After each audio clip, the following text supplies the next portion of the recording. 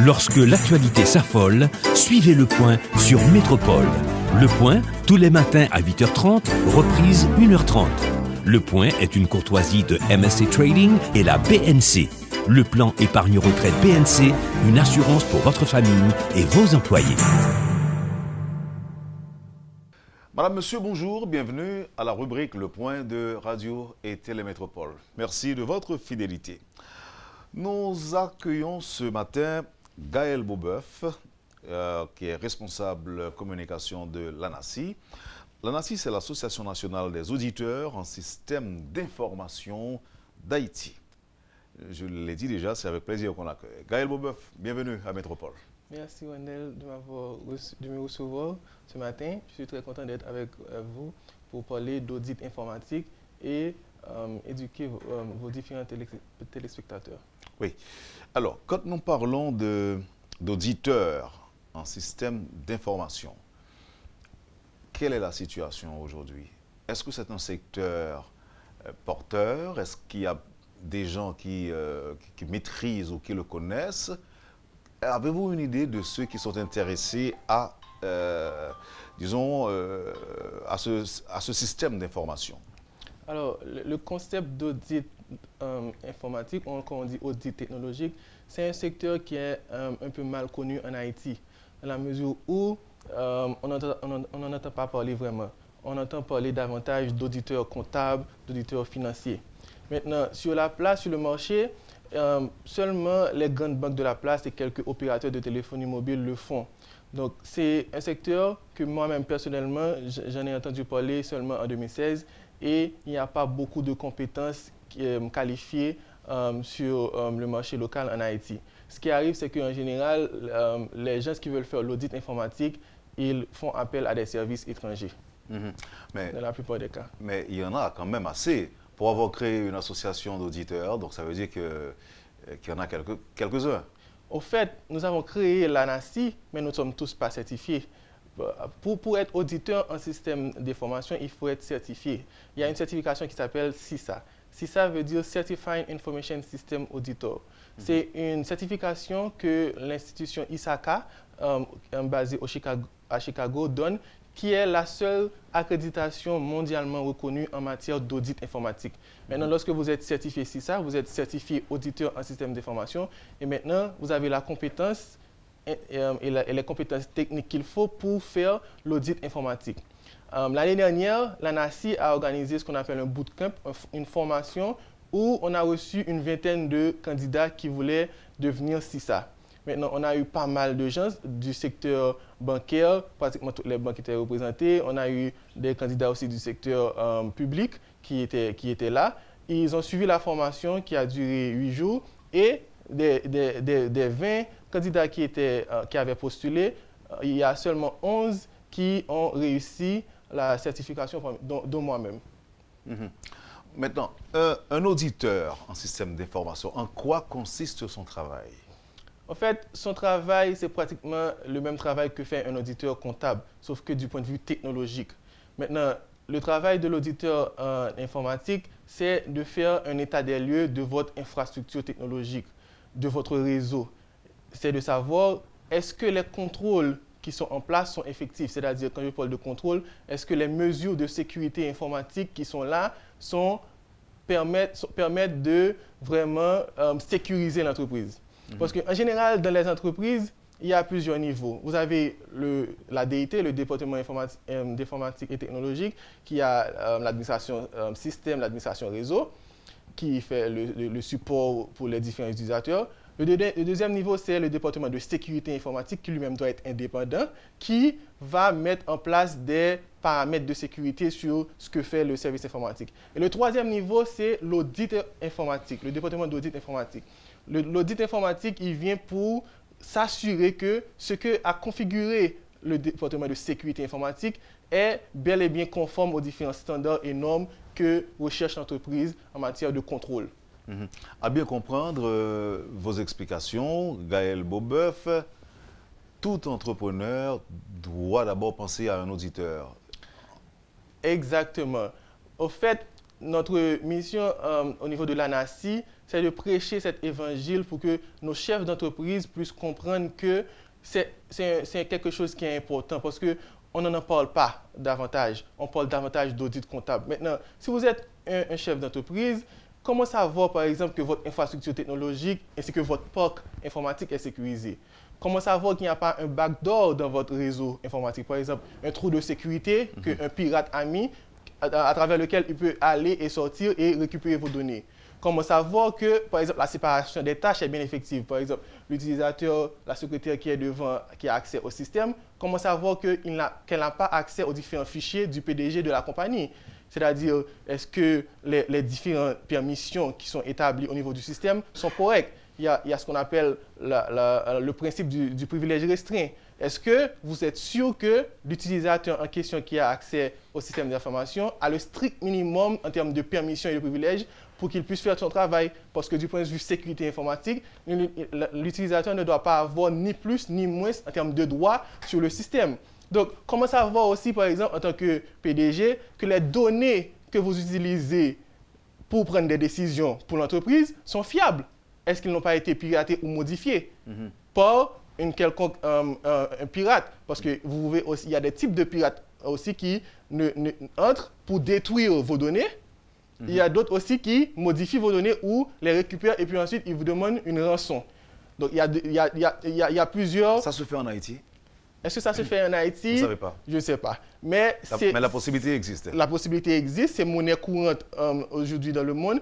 Et nous sommes justement soumis à ces différentes attaques parce que la cybercriminalité et les cyberattaques sont de vogue de nos jours dans cette ère numérique. Donc personne n'est épargné. Et Haïti, de plus en plus, les petites et moyennes entreprises maintenant, ils utilisent de plus en plus des systèmes d'information. Maintenant, tout le monde veut s'informatiser, ils utilisent QuickBooks, ACPAC. Et maintenant, lorsque vous utilisez des ERP, les logiciels de gestion intégrés, qui contiennent plusieurs modules utilisés par la vente, la logistique ainsi que la comptabilité, toutes ces données maintenant financières sont numériques.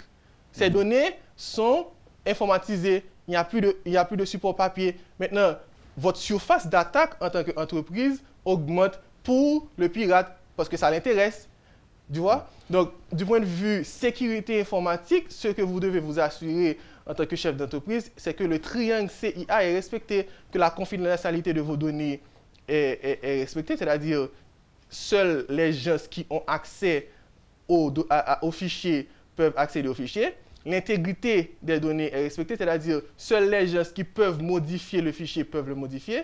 Et la disponibilité des données est respectée. Quand je parle de disponibilité, c'est-à-dire il n'y a pas un acte de vandalisme qui a été fait au niveau de la salle des machines où quelqu'un a détruit les données et, par exemple, le système n'est pas opérationnel. Donc, par exemple, vous allez dans une banque, on vous dit que le système est down. Donc, le client légitime ne peut pas accéder au service en question.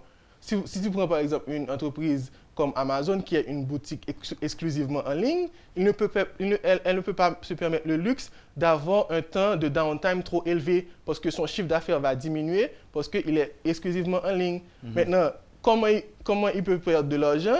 C'est à travers une attaque par exemple qui s'appelle DOS, Déni de service, où le pirate, qu'est-ce qu'il fait? Il envoie des requêtes sur le serveur web qui contient votre site web à un tel point que le serveur devient surchargé. Et maintenant, le site web n'est plus disponible. Du coup, le pirate vous fait perdre de l'argent. Maintenant, toutes ces différentes attaques qui existent à travers le monde, dès que vous utilisez Internet, dès que vous avez un système d'information, Haïti, un pays développé ou pas, vous êtes sujet à ces différentes attaques. Et c'est là maintenant que vient l'audit informatique pour vérifier C'est la question que j'allais vous poser. L'auditeur intervient pour faire quoi? Pour prévenir, ou pour évaluer, ou pour constater, ou pour réparer? Les trois, sauf le dernier. L'auditeur ne répare pas, l'auditeur n'intervient pas. Son job n'est pas de faire, mais de recommander. L'auditeur peut uniquement recommander. C'est par défaut la définition d'un auditeur. Il peut venir faire le constat, l'état des lieux, et... Mais à quel moment il doit intervenir pour faire ce constat? Si on l'invite à venir le faire ou bien? C'est une activité annuelle. Tout comme vous faites un audit comptable, vous devez faire un audit informatique si vous avez un système d'information en place. L'auditeur, lorsqu'il vient, il vient par exemple pour vérifier que c'est comme je vous donne à faire un devoir en tant qu'élève. Maintenant, vous faites le devoir. Maintenant, je suis le professeur qui vient corriger le devoir. Eh bien, l'élève, c'est le département informatique qui a fait une configuration. Le devoir, c'est la configuration en matière de sécurité que vous avez fait. Le professeur, c'est l'auditeur informatique. Il vient, par exemple, pour valider que les différents contrôles qui sont mis en place en matière de sécurité sont bel et bien effectifs. Parce que ce qui arrive aujourd'hui, c'est qu'une entreprise, en général, les technologies de l'information ne sont pas une finalité en soi. C'est un médium, c'est un outil qui te permet d'être beaucoup plus productif, ou du moins de faire face à la concurrence du marché. Donc, ce n'est pas la finalité. Maintenant, le fait que l'entreprise utilise des technologies, ça apporte un lot de risques qu'on appelle les risques technologiques. Et ces risques technologiques doivent être traités tout comme tout autre risque. Maintenant, comme je disais tantôt, vous utilisez votre PC. Comment savez-vous que vous avez les firewalls ou bien l'infrastructure en place pour vous protéger contre les différentes adresses IP ou bien qui viennent, qui essaient de pénétrer votre réseau? Vous ne pouvez pas savoir. Maintenant, c'est là que vient l'audit informatique pour valider les différents contrôles qui ont été mis en place sont vraiment effectifs. Et nous parlons d'audit. Nous parlons d'audit. Mais il ne peut pas y avoir d'audit sans auditeur. Et vous avez tantôt fait état de déficit dans ce domaine en Haïti. Que fait l'association, la vôtre? Maintenant, l'ANACI, l'Association nationale des auditeurs en système d'information, c'est une association à but non lucratif. Notre but et notre mission, c'est de prêcher cet évangile d'audit informatique. Parce que en Haïti, on n'en parle pas. On ne connaît pas vraiment les tenants et les aboutissants de ce concept. Parce que, tout simplement, même au niveau du cursus universitaire, on ne le fait pas. Donc, ce n'est que récemment, j'ai découvert... Alors, excusez-moi, est-ce que je veux dire que les entrepreneurs haïtiens qui ne sont pas informés ou encore qui n'ont pas d'informations exactes ou suffisantes sur l'importance de l'audit, est-ce que je peux dire qu'ils se contentent tout simplement des techniciens en informatique qu'ils ont pour faire ce travail? Des fois, l'entreprise a un département informatique, il n'a même pas de département de sécurité informatique, voire le 3e niveau qui est le département audit informatique. Parce que le département de sécurité... Quelle que soit la taille de l'entreprise, il doit avoir ces 3 départements? En fait, par département, j'entends que ça peut être réduit à une seule personne aussi. Ça va dépendre de la taille de votre entreprise. Mais vous devez... Une seule personne aussi peut... en fonction de la taille de votre entreprise, jouer les 2 rôles. Mais il y a risque de séparation des tâches. C'est ce qu'on appelle segregation of duties. Parce que vous ne voulez pas que quelqu'un ait accès à un système. Il peut faire 2 tâches qui sont incompatibles et apporter tout l'argent de l'entreprise. Il peut entrer les données, poster les données et les valider. C'est ce qu'on appelle la séparation des tâches. Maintenant, une entreprise colossale doit avoir ces 3 départements-là. Et chaque département peut avoir plusieurs personnes à ce niveau. C'est pour éviter quoi? Qu'il y ait confusion ou bien... Oui, parce que le département de sécurité informatique doit être indépendant pour ne pas subir la pression des différentes autres entités. Et le département d'audit aussi doit être indépendant parce que l'audit vient auditer la sécurité et la sécurité s'assure que des configurations sont mises en place pour protéger l'entreprise contre les différentes cyberattaques. Vous allez m'aider ou encore nous aider à voir clair ou encore plus clair. Prenons l'exemple de Métropole. À Métropole, il y a un département affecté à la salle des nouvelles. Il y a métropolehaïti.com. Il y a aussi l'administration. La télé a son propre système. Est-ce que l'on doit penser à à des mesures préventives pour chaque système? Exactement. Justement, c'est l'ensemble de ces systèmes informatiques qui fait le système d'information.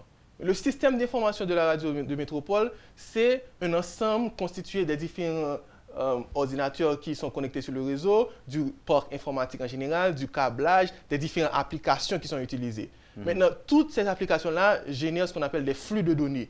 Maintenant, ces flux de données, vous n'avez aucun contrôle s'ils portent ou s'ils restent au niveau de la compagnie. Est-ce que vous avez un firewall en place? Un firewall, c'est un appareil qui permet de faire une délimitation entre votre réseau interne et le réseau externe qu'on appelle Internet. Internet, c'est le réseau des réseaux. Maintenant, lorsque vous utilisez votre machine au niveau de la Radio Métropole pour aller sur Internet, vous devez traverser ce firewall. Est-ce que vous avez un firewall en place qui vous protège? Donc, ce sont là un ensemble de configurations que tout réseau informatique doit avoir pour être sécurisé. Maintenant, je ne sais pas, au niveau du système d'information de la Radio Métropole, comment ça se passe. Quelqu'un qui sait ce qu'il fait, peut-être peut se connecter tout simplement sur le Wi-Fi de la Radio Métropole et accéder à l'ordinateur du PDG, par exemple, s'il a les outils adéquats pour le faire et s'il sait ce qu'il fait. Parce que même si les dossiers du PDG ont un mot de passe, ou encore le PDG a un mot de passe. Son ordinateur peut toujours avoir un mot de passe. N'oubliez pas que lorsque vous envoyez un fichier, par exemple par email, le fichier transite en texte clair sur le réseau s'il n'est pas encrypté. Par encryption, j'imagine un algorithme qui permet de protéger le fichier, même si un pirate se connecte sur le réseau pour sniffer. Avec des outils, il sniffe sur le réseau pour récupérer des paquets et reconstituer le message, par exemple.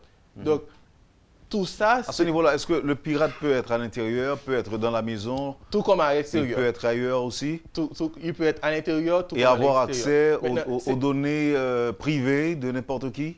Maintenant, il y a des utilisateurs malveillants, les employés malveillants, qui, par exemple, peuvent... si on prend le cas de l'espionnage industriel, la concurrence peut payer un employé pour récupérer des données et les vendre. C'est pourquoi les niveaux d'accès doivent être contrôlés. Maintenant, l'audit informatique, il vient maintenant pour savoir est-ce que Wendell Theodore, sa position par rapport à sa description de tâches, est-ce qu'il n'a pas accès à des informations qu'il ne devrait pas avoir accès? Par exemple, l'audit va vérifier, par exemple, vous avez dit que vous avez deux catégorisations d'informations. Il y a des données secrètes, il y a des données top secrets. Maintenant, l'audit informatique, après que le département de sécurité ait fait les configurations nécessaires, vient vraiment pour valider est-ce que les groupes de sécurité, est-ce que Wendell est dans le bon groupe de sécurité, est-ce qu'il ne peut pas vraiment avoir accès à tel type de fichier qui est, par exemple, top confidentiel, que le PDG a décidé, voilà quel type de data owner, les propriétaires du fichier, doivent avoir accès. Donc, au niveau de Haïti maintenant, l'ANACI veut maintenant faire en sorte que plus de gens puissent comprendre et avoir accès à la formation continue pour l'audit informatique. C'est pourquoi, comme je vous l'ai dit tantôt, l'année dernière, on a organisé ce bootcamp. On compte encore organiser une autre édition pour que les gens puissent devenir certifiés CISA. Et cette certification, c'est une certification extrêmement difficile parce qu'elle est mondialement reconnue et elle est très prisée. Parce que lorsque vous êtes certifié auditeur en système d'information, non seulement vous avez déjà un minimum en termes de range salarial, mais aussi vous avez l'accréditation internationale d'effectuer un audit informatique. Ce qu'en Haïti, les gens ne parlent pas vraiment. Vous voyez, vous entendez parler davantage d'audit comptable, alors ce que valait dans le temps un teneur de livre, ce n'est plus la même chose parce que tout est en train de se dématérialiser. Donc, de plus en plus, les entreprises vont vers des systèmes d'information complexes. Et ces systèmes d'information, que ce soit les données financières ou autres sur lesquelles le PDG prend des décisions, donc, doivent être protégés. Et c'est à travers un audit informatique que vous allez vous assurer vraiment, que lorsque vous le faites annuellement, que les différents contrôles et paramètres de sécurité qui sont en place sont vraiment effectifs pour la compagnie. Gaël Beauboeuf, merci. Je rappelle que vous êtes responsable communication de l'ANACI, l'Association nationale des auditeurs en système d'information d'Haïti. Je sais qu'il y a pas mal d'entrepreneurs qui nous suivent actuellement. Après la pause, je vous demanderai de voir les possibilités de recommandations à faire à ceux qui ont de l'intérêt dans cette émission, justement après la pause. Vous suivez, madame, monsieur, la rubrique Le Point de Métropole avec nous, Gaël Beauboeuf. Ne quittez pas, on vous revient tout de suite après la pause. Le Point est une courtoisie de MSC Trading et la BNC. Le plan épargne-retraite BNC, une assurance pour votre famille et vos employés. Merci, madame, monsieur, de l'intérêt. Merci de votre patience. Gaël Beauboeuf est avec nous ce matin. Je rappelle qu'il est responsable communication de l'ANACI, l'Association nationale des auditeurs en système d'information d'Haïti. À la lumière des explications apportées au cours de la première partie de cette émission, est-ce que nous pouvons savoir ce qui est prévu en termes de protection des données privées ou encore ce qu'on peut faire? Malheureusement, en Haïti, on n'en est pas encore là. On a vraiment un long chemin à faire. Il y a tellement de lois et de décrets qu'il faudrait rédiger pour nous protéger contre un ensemble d'attaques ou bien des différentes activités technologiques qui se font dans le monde. Donc, je sais que, par exemple, récemment, la CONATEL a publié un décret de loi sur la signature électronique, par exemple, ce qui est quelque chose de fondamental pour le commerce d'une manière générale. Donc, aujourd'hui, les factures, les différents performances s'envoient par email et au niveau du secteur public, on n'accepte pas encore ces différents supports non matérialisés. Alors que le CONATEL est une entité de l'État. Oui, en effet. Donc, il faut que ce décret, par exemple, sur la signature électronique soit, je dirais, plus une réalité que juste un document. Récemment, depuis plusieurs années, l'Union européenne, par exemple, il travaillait sur ce qu'on appelle une loi sur la protection des données. Cette année, finalement, ils ont publié la loi, ce qu'on appelle le RGPD. C'est le règlement général sur la protection des données. Depuis le 25 mai, c'est entré en vigueur dans toute l'Union européenne. Que dit cette loi? En fait, le règlement général sur la protection des données, c'est une façon pour que l'État puisse protéger les utilisateurs qui ont accès à la technologie et qui utilisent utilisent la technologie à travers leurs données. Maintenant, pourquoi c'est important? C'est pour se protéger contre les grands géants de la technologie. Par exemple, le groupe GAFA, par exemple Google, Amazon, Facebook et Apple, on s'en plaint tout le temps, par exemple, de Google qui nous envahit. Vous voyez, il a accès à un ensemble d'informations, la localisation, il sait où vous êtes, ce que vous mangez, vos différentes préférences. Maintenant, le règlement général sur la protection des données que l'Union européenne a mis en vigueur depuis le 25 mai, c'est pour protéger les consommateurs et les différents usagers de l'Internet contre les PII. Les PII, c'est les Personal Information Identifiable. C'est ce qu'on appelle les données personnelles. Par exemple, c'est une donnée qui te concerne et qui te permet de t'identifier. Ça peut être ta carte SIM, ton NIF, ton SSN, ton Social Security Number, ça peut être ton courriel, ça peut être ton nom, ton prénom, ça peut être ta date de naissance. Vous voyez? Donc, ce sont des informations, toutes ces informations-là que des fois, que lorsque vous créez votre compte Facebook, que lorsque vous allez sur Google, qu'on vous demande et qu'ils ont accès. Maintenant, l'État a la responsabilité de vous protéger en tant que consommateur contre ces gens-là qui s'ils veulent utiliser à des fins économiques, par exemple. Par exemple, récemment, en 2018, Facebook a dû se présenter, Mark Zuckerberg a dû se présenter devant le Sénat américain pour s'expliquer comment ça se fait que, en fonction des conditions, des termes et conditions que vous avez signés, vous devez protéger les données privées des utilisateurs, que des données des utilisateurs ont été, je dirais, piratées et utilisées par une compagnie de data analytics qui a vendu ces données à des fins politiques et utilisées lors des dernières élections, par exemple. Donc, ça, ce sont des cas où... C'est le cas de Wikileaks, par exemple? Probablement, oui, en effet. Donc, ce sont des données, je parle là des données personnelles que vous avez consenti de donner à un géant technologique, à une compagnie, pour utiliser son service. Maintenant, l'État te doit en retour une protection pour que cette compagnie-là puisse te protéger. Est-ce que cette compagnie abuse, par exemple, de la naïveté des utilisateurs? En effet, par exemple, lorsque je suis sûr que presque 90% des gens qui ont un compte Facebook, lorsqu'ils s'inscrivaient, ils ont coché un checkbox qui s'appelle « J'accepte les termes et conditions ». Mais je suis sûr à 90% que personne n'a jamais lu ça. Oui. Parce que c'est un document assez volumineux. Maintenant, dans le RGPD, ce règlement-là sur la protection des données que l'Union européenne a voté, ils disent que les termes et conditions doivent être clairs et précis et concis. Donc, ils sont en train de forcer ces différents géants technologiques pour faciliter les utilisateurs, parce que personne ne lit ça. Oui, c'est trop long, on n'a pas le temps. Exactement. Maintenant, aujourd'hui, que ce soit les données que vous postez sur Facebook, sur YouTube, maintenant, on ne vous les demande plus. Vous allez les apporter. C'est vous qui donnez les données. Oui. Maintenant, récemment, je ne sais pas si vous avez remarqué, à cause de cette loi, si vous avez navigué sur les différents sites Internet de nos jours, vous avez remarqué que tout le monde, tous les sites te demandaient accepter nos nouvelles conditions. Vous cliquez sur OK. Je ne sais pas si vous avez remarqué. Donc, c'était à cause de la mise en vigueur de cette loi depuis le 25 mai, parce que tout le monde maintenant, toutes les applications web, toutes les technologies ont revu leurs termes et conditions. Maintenant, ils vous ont demandé d'accepter ces nouveaux termes. Maintenant, en Haïti, on n'en a pas parlé.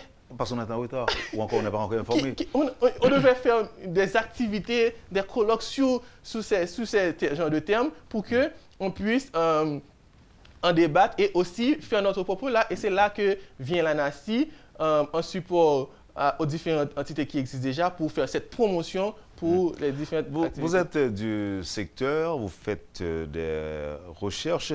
En termes de cybercriminalité, où est-ce que l'on en est en Haïti?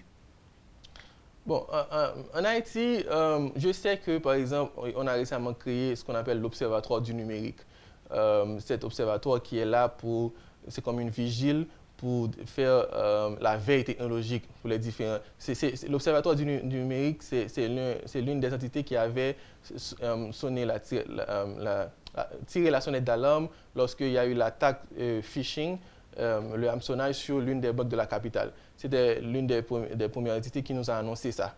Maintenant, du point de vue général, dans les autres pays, il y a des instances qui... Là, soyons un peu plus clairs.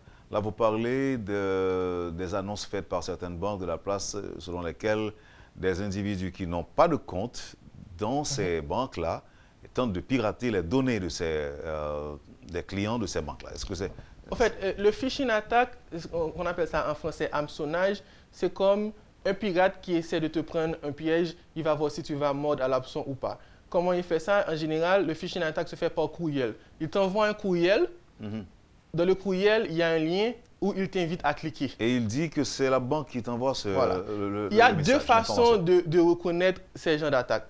Premièrement, ces genres d'attaques-là ont toujours soit un sentiment d'urgence ou un sentiment de contentement, d'excitation. Donc, la personne vous envoie un email, vous allez vous dire Monsieur Wendell Théodore, je vous prie de bien vouloir vous connecter aussi vite que possible. Votre compte bancaire a été piraté. Merci de cliquer ici pour que vous puissiez réinitialiser votre mot de passe. La personne, le pirate, il crée un sentiment d'urgence chez vous afin de créer un sentiment de panique pour réagir. Ou du moins, il crée l'opposé, un sentiment de contentement, d'excitation. Monsieur Wendell Théodore, toutes mes félicitations, vous avez gagné $1 million. Merci de cliquer ici pour réclamer votre prime. Et puis Microsoft vous envoie... Et l'imbécile que je suis. Je réponds sans tarder. Et vous dites, oh mon Dieu, vraiment, il y a eu une loterie et vous avez été le gagnant. Vous cliquez pour aller réclamer la prime parce que vous êtes content. Donc, c'est soit un sentiment d'urgence, la personne vous dit, il y a un danger imminent, prenez action, cliquez ici pour que vous puissiez vous protéger. Ou du moins, il vous dit que vous avez gagné une grande somme d'argent. Maintenant, ça, c'est le premier aspect que vous pouvez reconnaître un phishing attack, un hameçonnage en français. Il y a un sentiment d'urgence ou de contentement. Le deuxième aspect, c'est l'URL, le lien du site qui est affiché dans la barre d'adresse. En général, ce n'est pas correct. Si, par exemple, vous faites affaire avec une banque, par exemple, wendelltheodorebank.com, ça va marquer bank.com ou bien Wendell, il va manquer une lettre. Parce que lorsque vous cliquez vraiment sur le lien, la page va être une copie conforme de la banque Wendell Théodore. Ça va avoir la même couleur, la même interface et les boutons seront placés de la même façon. ce que vous devez faire pour vous assurer, c'est de vérifier dans votre navigateur, ce qu'on appelle le browser, l'adresse URL.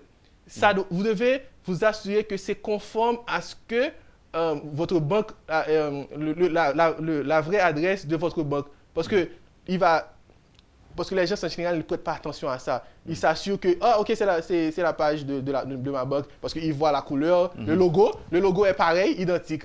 Personne ne va aller perdre son temps à regarder l'adresse URL. Et c'est là le danger, parce qu'au fait, le pirate, il t'envoie sur une page identique, mais c'est sur son serveur web. C'est son site web. Maintenant, dès que vous entrez vos credentials, votre username et password, et vous faites submit, comme vous pensez que c'est le vrai site, maintenant, vous êtes sur un autre site, au fait, il récupère ces mots de passe et va se connecter maintenant sur le vrai site de la banque avec les credentials que vous avez donnés.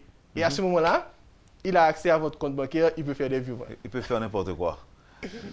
Mais apparemment, il y aurait plusieurs tentatives en Haïti. Ah oui. Probablement, on n'en parle pas assez. Mais il y a plusieurs types d'attaques qui se font en Haïti. Je sais qu'au niveau de la BRH, il y a tout un département qui monitore tout ça. Maintenant, ce que l'ANACI veut, c'est que plus de monde en parle. Oui. Il faut que nous en parlions de cyber, parce qu'on est tous, je dirais, vulnérables. Exposés, on est exposés. Donc Gaël Beauboeuf, là aujourd'hui, nous devons être très prudents. Très prudents. C'est pareil, par exemple, pour des jeunes qui reçoivent des invitations de l'Afrique en particulier, ou en général, et des offres de bourse. Des offres de bourse d'études. Vous acceptez, vous répondez, vous répondez à votre interlocuteur et vous demande de l'argent. Et il vous dit carrément, voilà quel montant vous devez verser pour avoir accès à ces bourses-là, à ces bourses d'études, et vous envoyez l'argent. Et la personne va continuer à soutirer de l'argent du naïf que vous êtes, et ceci pendant aussi longtemps que possible, jusqu'à ce que finalement vous réaliserez qu'il ne s'agissait pas de bourse vraiment, et que c'était une arnaque. Oui. Maintenant, comment faire de cette histoire une priorité, et même de l'État, une grande priorité pour que les gens soient plus ou moins prudents et éviter d'être pris au piège? Bon, ces genres d'attaques-là, ça s'appelle ingénierie sociale. Ingénierie sociale où la personne t'invite à faire une action après qu'il t'ait dit un commentaire, soit qui te permet d'être content ou excité. Par exemple, récemment, après 2010, il y avait des appels, des gens qui faisaient des appels, on dit « Ah, c'est la Digicel, vous avez gagné une moto ». La personne est contente, c'est la première étape, la personne est excitée. La deuxième étape, c'est une requête. Maintenant, pour passer récupérer votre moto au magasin, mais vous devez d'abord mettre 1000 gouttes de recharge papadap. Maintenant, pour que la personne puisse récupérer, il est content, il va mettre la recharge parce que la valeur économique de la motocyclette est beaucoup plus élevée. Et maintenant, une fois que la personne prend action, vous avez été piraté. La recharge que vous avez faite est pour la personne, il n'y avait pas de prime vraiment. Maintenant, pour que les entreprises puissent se protéger contre ces genres d'attaques-là, c'est ce qu'on appelle le Security Awareness. Le Security Awareness, c'est, je dirais, une sensibilisation à la sécurité. Vous devez faire ça chaque année dans une entreprise. Chaque année, c'est une activité annuelle où... Donc là, nous sommes déjà dans le chapitre des recommandations. Exactement. OK, on y va. Vous pouvez faire une vidéo de 60 à 90 minutes ou une formation de 60 à 90 minutes où vous expliquez les gens ce qu'ils doivent faire et ce qu'ils ne doivent pas faire. Vous leur expliquez quelles sont les attaques les plus courantes, comment créer un bon mot de passe, ce qu'il faut faire, par exemple, si quelqu'un vous appelle pour vous demander votre mot de passe, qu'est-ce qu'il ne faut pas faire et comment se protéger en les expliquant les différentes attaques les plus courantes. Donc, cette activité-là, même si c'est une répétition, elle doit se faire chaque année. Il y a des entreprises qui ne font pas ça. Mais toutes les grandes entreprises le font. Chaque année, il y a vous devez suivre. Est-ce que vous le faites uniquement pour ce qui a rapport avec l'administration? Quand je parle de l'administration, je parle de l'argent, par exemple. Le Security Awareness? Non, le Security Awareness, c'est une formation qui est exclusivement réservée à la sécurité informatique.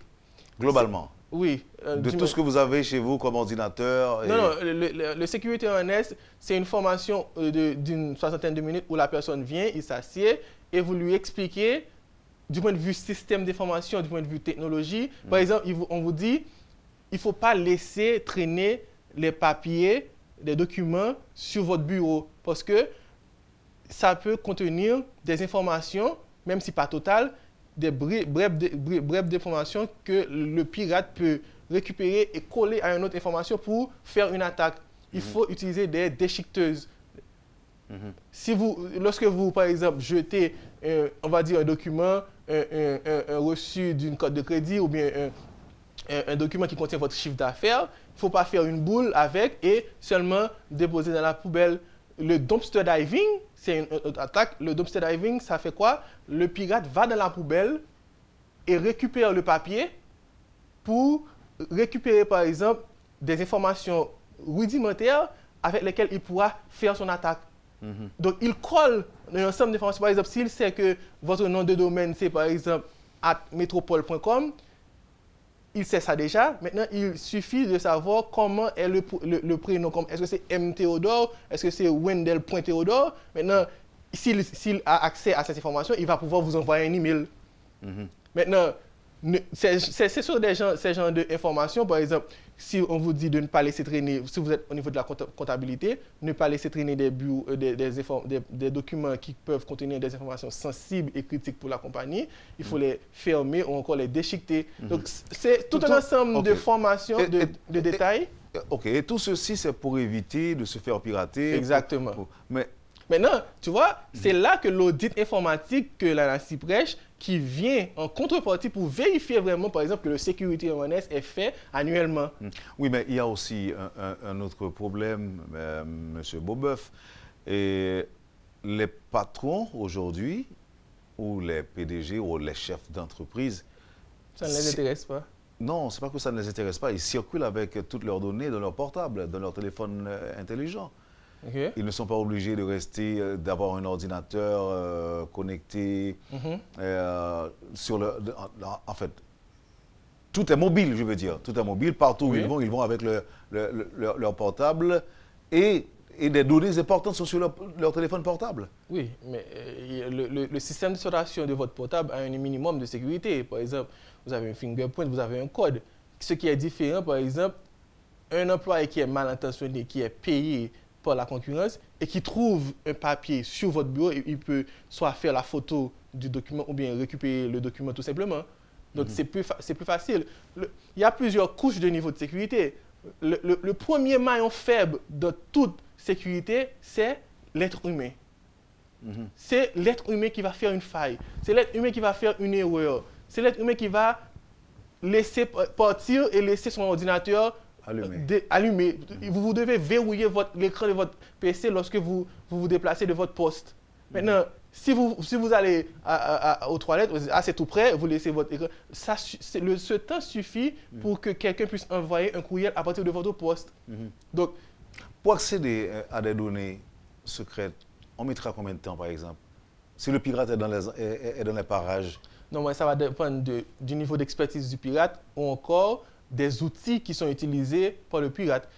Exemple, il y a une autre attaque que les pirates aiment faire qui s'appelle le brute force attack. Le brute force attack, c'est le pirate utilise une application pour deviner votre mot de passe. Donc, c'est à la nanoseconde, il y a un algorithme qui teste différentes chaînes de caractères, différentes possibilités. Maintenant, si votre mot de passe est faible, du genre maman ou bien le nom de votre femme, ça suffit, quelques minutes suffisent, parce que ce n'est qu'une chaîne de caractères simple. Maintenant, si votre mot de passe respecte les différents critères que j'ai donnés tantôt, un caractère spécial, un chiffre, une lettre majuscule, au moins 8 caractères, le pirate va prendre beaucoup plus de temps pour découvrir ce mot de passe. Parce qu'il ne va pas deviner ça avec sa tête, mais il va utiliser une application qui a un algorithme pour faire le brute force attack.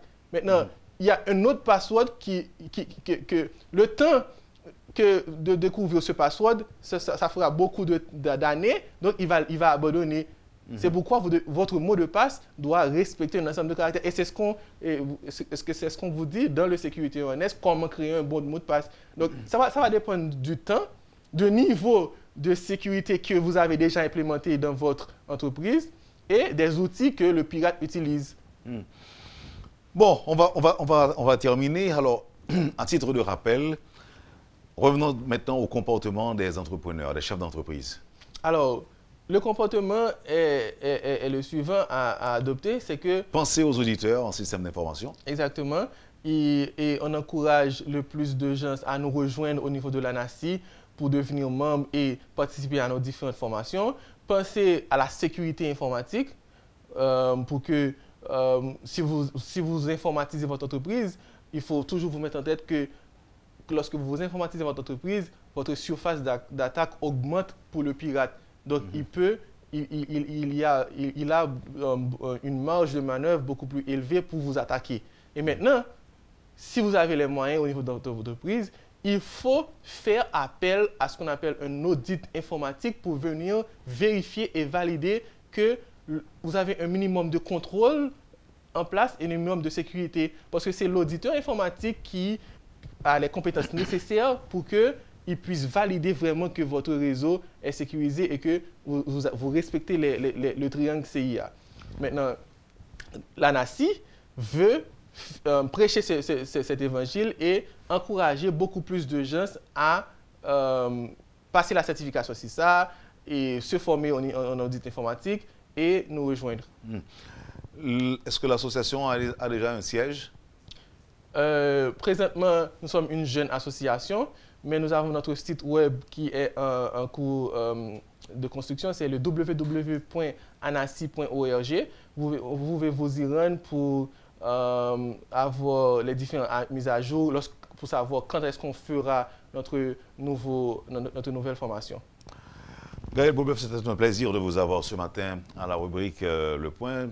J'espère que les intéressés ont noté. Et surtout tout ce qui les entrepreneurs, les chefs d'entreprise. Les chefs d'entreprise, oui.